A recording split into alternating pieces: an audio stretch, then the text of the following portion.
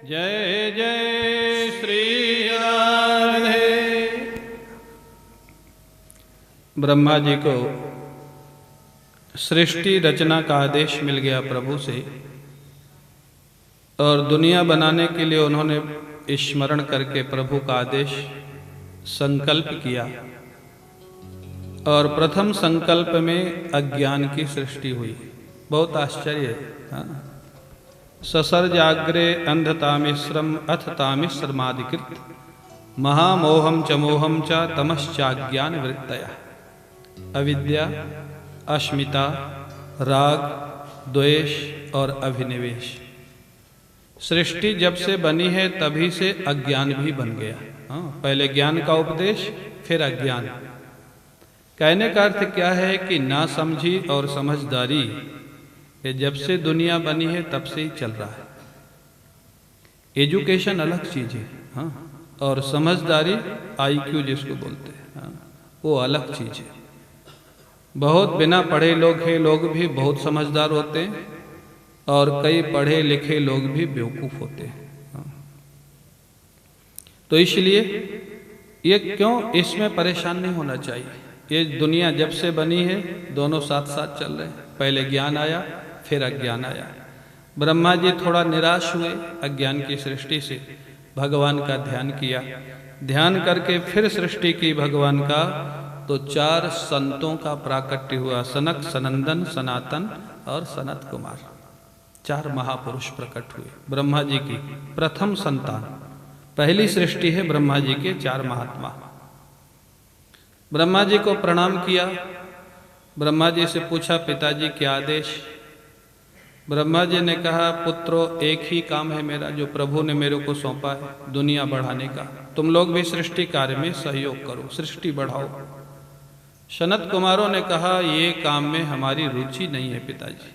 विरक्त थे, भगवान के भजन में मन लगता था। मना कर दिया, विनम्रता पूर्वक मना कर दिया, पिताजी ये काम हमसे नहीं हो सकेगा।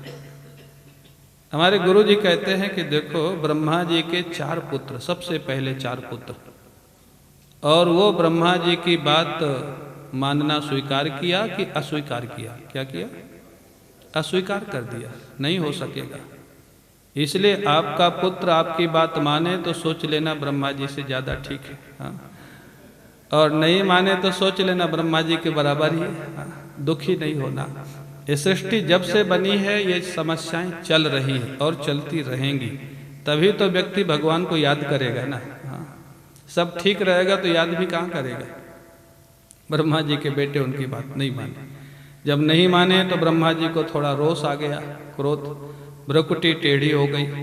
टेढ़ी हो गई तो उसी भ्रकुटी से एक नील वर्ण का एक कुमार प्रकट हुआ, जो जन्म लेते ही रोने लग गए। रोने के कारण उनका नाम पड़ गया रुद्र। रुद्र भगवान, बोलिए रुद्र भगवान की। रोदनाथ रुद्रा, भगवान शंकर। भगवान शंकर ब्रह्मा जी के पुत्र हैं भागवत के अनुसार, हाँ, शिव पुराण के अनुसार अलग है। हाँ। अब महाराज उन्होंने भी ब्रह्मा जी को प्रणाम किया। पिताजी की आज्ञा, पिताजी की एक ही आज्ञा थी, सृष्टि बढ़ाओ। शंकर जी बोले ठीक है, जो आज्ञा। उन्होंने संकल्प किया तो भूत प्रेत पिशाच प्रकट हो गए। अब उनकी सृष्टि तो वही है। अब उनको भूख लगी थी भूत प्रेतों को, तो अब क्या खाएं, सृष्टि में और कुछ था ही नहीं। ब्रह्मा जी को ही खाने दौड़े। ब्रह्मा जी ने शंकर जी को रोका, आप सृष्टि मत करो, आप संहार के लिए ठीक हो, हाँ, सृष्टि नहीं करो, आपके बस का काम सृष्टि नहीं। अब फिर निराश ब्रह्मा जी, क्या करें। 4 पुत्र थे, उन्होंने मना कर दिया। एक पुत्र जिन्होंने हाँ किया, उनसे काम ठीक हो नहीं रहा। हाँ, ये समस्याएं सब पुरानी है, आज की नहीं है। हाँ। अब ब्रह्मा जी ने 10 मानस पुत्रों को जन्म दिया, फिर भी सृष्टि नहीं बढ़ी। अंत में ब्रह्मा जी बड़े निराश हो गए। तब उनके शरीर से एक दिव्य जोड़ा प्रकट हुआ, जिसमें एक पुरुष थे और एक महिला थी, स्वयंभू मनु और शतरूपा। उन्होंने ब्रह्मा जी को प्रणाम किया, पिताजी आज्ञा। बोले एक ही आज्ञा है, सृष्टि बढ़ाओ।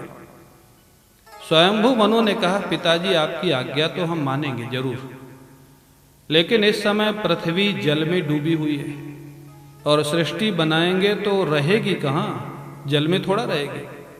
पहले आप पृथ्वी का उद्धार करके बाहर लाओ, फिर हम सृष्टि बनाएंगे। ब्रह्मा जी थोड़ा खुश हुए कि एक बेटा तो समझदार भी है और आज्ञाकारी भी है। हाँ, 15 बेटों के बाद एक बेटा हुआ जो आज्ञाकारी और समझदार दोनों। हाँ, अब आजकल तो एक ही होता है, तब उससे क्या क्या आशा रखोगे? बात माने नहीं माने, काम करे नहीं करे। हाँ, ब्रह्मा जी थोड़ा प्रसन्न हुए, सृष्टि डूबी हुई है हाँ जल राशि में, हिरण्याक्ष नाम का दैत्य उसको ले गया। भगवान ब्रह्मा जी फिर प्रभु का याद किए, स्मरण किए, अब पृथ्वी कैसे आवे। भगवान का ध्यान किए तो महाराज ब्रह्मा जी की नासिका से एक छोटा सा जंगली बराह का बच्चा निकला, जंगली बराह सुअर, और वो बच्चा निकलने के बाद हाथी के शरीर के बराबर होकर के आकाश में गर्जना करने लग गया। बोलिए बराह भगवान की, बराह भगवान की। अब महाराज बराह भगवान जोर से गर्जना किए और जल राशि में कूद पड़े। जल राशि में कूद करके पहुंच गए कहाँ? बोले जहाँ वो हिरण्याक्ष रहता था। हाँ, हिरण्याक्ष जहाँ पृथ्वी को चुरा के रखा था। इधर हिरण्याक्ष युद्ध करने के लिए घूम रहा था, कोई उसको युद्ध करने वाला नहीं मिल रहा था, लड़ने वाला। हिरण्याक्ष ये दुष्ट का स्वभाव का वर्णन है। दुष्ट को जब तक कोई लड़ने वाला न मिले तो उसको चैन नहीं मिलती। खोज रहा था, वरुण देवता के पास गए।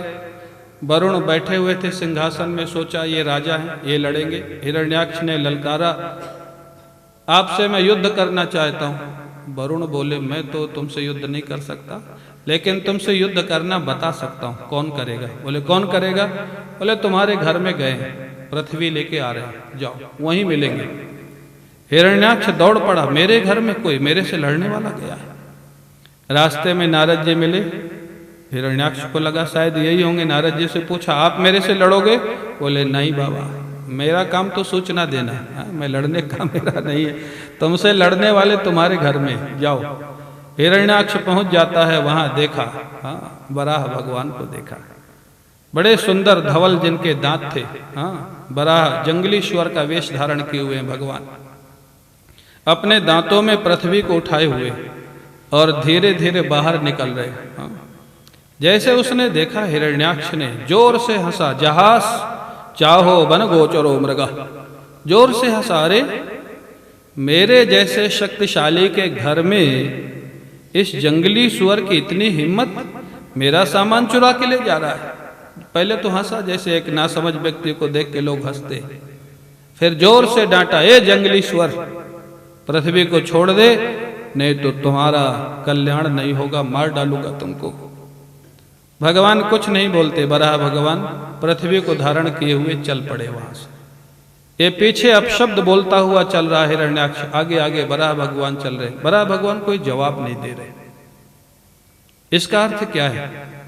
बुद्धिमान व्यक्ति की पहचान यही है, जो बोलता कम है काम ज्यादा करता है।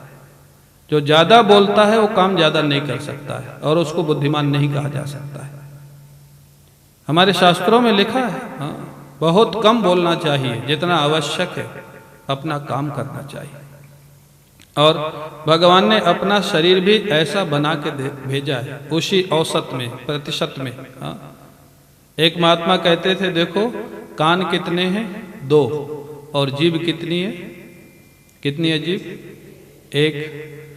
और एक रहस्य की बात, एक जीभ में 2 इंद्रिय है।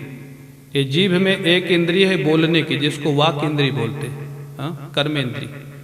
और जीभ में दूसरी इंद्रिय है रसना, जिससे स्वाद लेते हैं। तो एक जीभ में 2 इंद्रिय है और 2 कान में 1 इंद्रिय है, श्रोत्र इंद्रिय, जिससे सुनते हैं। माने 4 और 1 का औसत है, 1 और 4 का। माने 4 गुना सुनो और 1 गुना बोलो। ये ईश्वर ने बना के भेजा है ऐसा। ये बिल्कुल लॉजिकल आपका शरीर ऐसा बना हुआ है, 4 गुना सुनना और 1 गुना बोलना। और आप लोग क्या करते हो?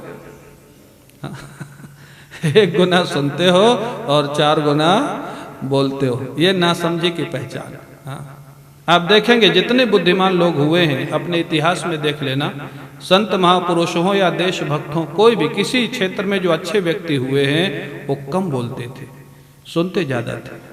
महात्मा भी जो अच्छे देखोगे कम बोलते हैं, हाँ सुनते ज्यादा है। वो बुद्धिमानी की पहचान है। भगवान वराह भगवान कुछ नहीं बोल रहे, पृथ्वी को लिए हुए चले जा रहे, क्योंकि अभी बोलने का अवसर नहीं। वो गाली दे रहा हिरण्याक्ष, पृथ्वी को जल के ऊपर ला करके स्थापित कर दिया। स्थापित करने के बाद अब वराह भगवान ने देखा अब इसको बोलने का ठीक समय, जवाब देने का, और ऐसा जवाब दिए उसको विलक्षण। वराह भगवान बोलते, सत्यम वयं वो वन गोचरा मृगा युष्मद्विधान मृगये ग्राम सिंहान न मृत्युपाशै प्रतिमुक्तस्य वीरा विकथनम तो गृह्णन्त भद्र। तुमने ठीक ही कहा हिरण्याक्ष, मैं जंगली सुअर हूं, लेकिन जानते हो तुम मेरी दृष्टि में क्या हो? मैं जंगली सुअर तो हूं, लेकिन तू मेरी दृष्टि में ग्राम सिंह है। तुम्हारे जैसे लोगों को ही मैं खोज रहा था। ग्राम सिंह सुनने में बड़ा अच्छा लगता है, ग्राम सिंह शब्द, लेकिन जानते हो ग्राम सिंह का अर्थ क्या होता है? अर्थ बड़ा खराब है इसका। ग्राम सिंह का अर्थ होता है कुत्ता। आप किसी को ग्राम सिंह कह दो तो खुश हो जाएगा। ग्राम सिंह सुन के लगता है गांव का सिंह, शेर। लेकिन उसकी व्याख्या संस्कृत में जो है, ग्रामे एव सिंहा, जो घर में ही शेर है, बाहर शेर नहीं है। अर्थात घर का शेर। घर का शेर कौन होता है? कुत्ता। उसके घर में जाओ तो खूब चिल्लाएगा, लेकिन जब घर के बाहर जाएगा तो बाहरी कुत्तों से डर के भाग जाएगा। तो ग्राम सिंह माने होता है कुत्ता।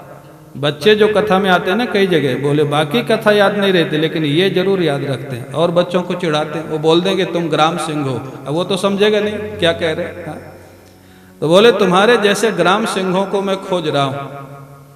अब महाराज वो तो जानता था, हिरण्याक्ष ग्राम सिंह का अर्थ जानता था, वो नाराज हो गया। वो गदा उठा करके लगा लड़ने, भयंकर युद्ध होने लग गया वराह भगवान में और हिरण्याक्ष में। गदा से गदा टकराने लग गई। लड़ते लड़ते मध्याह्न का समय आ गया, दोपहर होने लग गई। ब्रह्मा जी इत्यादि देवता आकाश में खड़े होकर युद्ध देख रहे थे। ब्रह्मा जी ने वराह भगवान को इशारा किया, अभिजीत मुहूर्त आने वाला है 12 बजे के आसपास, अभी इसको मार दीजिए तो मर जाएगा, नहीं अगर रात्रि हो गई तो मरेगा नहीं। रात्रि में निशाचरों की शक्ति बढ़ जाती, दिन में देवताओं की शक्ति बढ़ती है। वराह भगवान को थोड़ा हंसी आई कि ब्रह्मा जी को क्या मेरी शक्ति पर भी संदेह है क्या मेरे को मारने के लिए भी मुहूर्त की जरूरत है क्या, कि मैं रात में नहीं मारूंगा, दिन में मारूंगा या रात में नहीं मार सकूंगा। वराह भगवान ने थोड़ा विनोद किया, हिरण्याक्ष को छोड़ दिया।